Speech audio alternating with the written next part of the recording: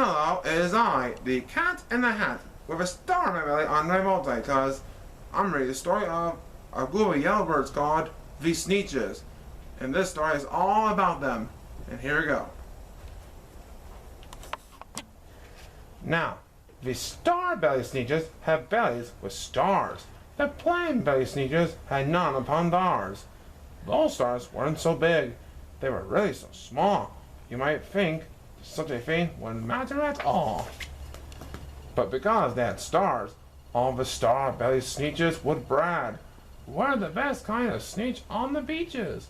With their snoots in the air, they would sniff and they snort. Will have nothing to do with the plain-bellied sort. And whenever they met some, when they were out walking, they'd hide right on past them without even talking.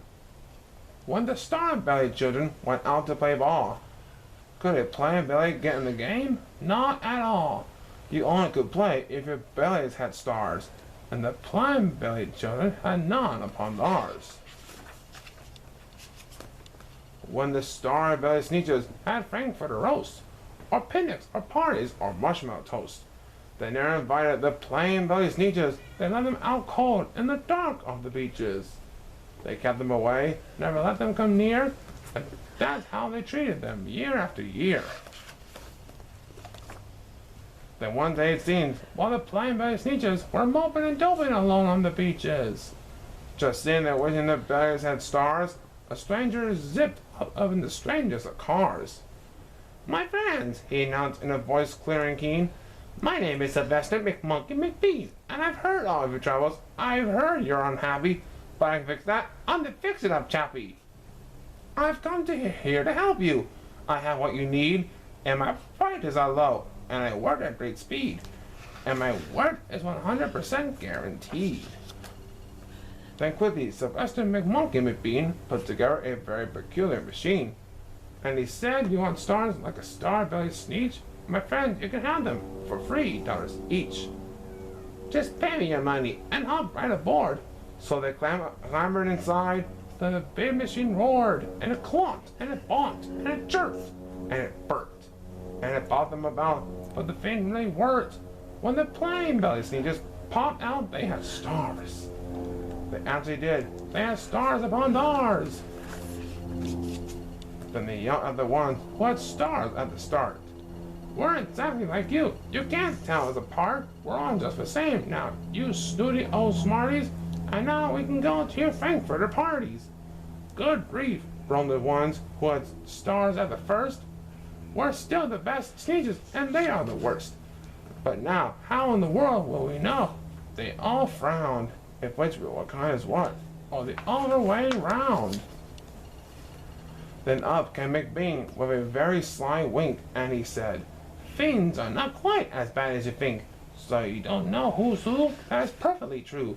But come with me, friends. Do you know what I'll do? I'll make you again the best Sneetches on beaches.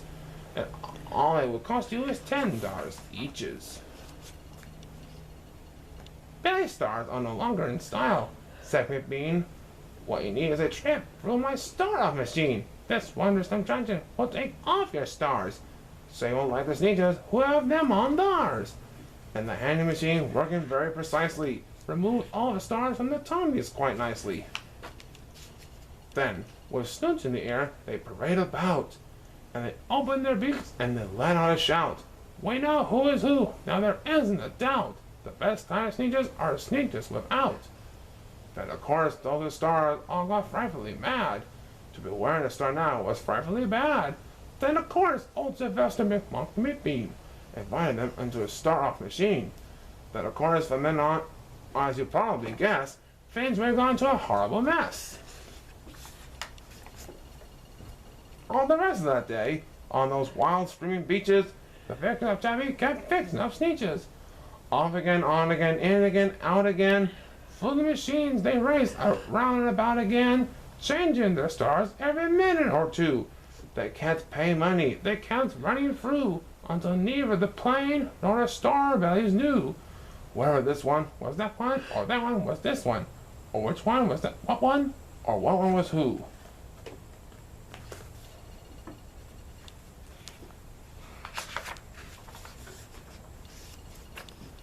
Then, when every last cent of their money was spent, the fix-up Jimmy packed up and he went. And he laughed as he drove in his car off the beach. They never will learn. No, you can't teach a Sneetch.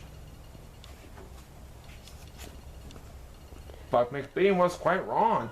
I'm quite happy to say that the Sneetches got really quite smart on that day. But David decided that Sneetches are Sneetches, and no kind of Sneetch is the best on the beaches. That day, all the Sneetches forgot about stars, and whether they had one or not upon thars. The end. Well, I hope you enjoyed this story of the Sneetches. And don't worry, there are 4 stories in this book. And wait to see what the next one is about. So, see you later.